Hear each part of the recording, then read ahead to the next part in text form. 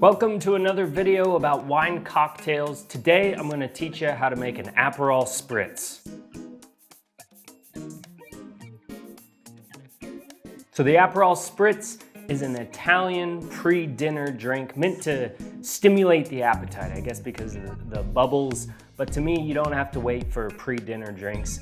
Summertime is Spritz season. I say you can drink the Aperol Spritz anytime that you want, all day long.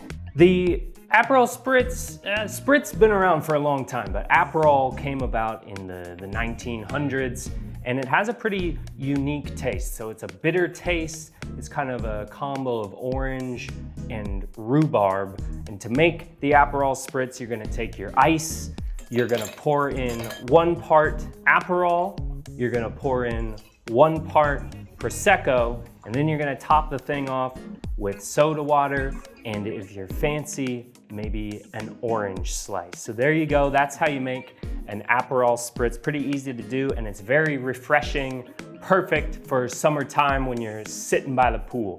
If you like this video, please let me know in the comments, give me a thumbs up, subscribe to my YouTube channel. But for now, cheers.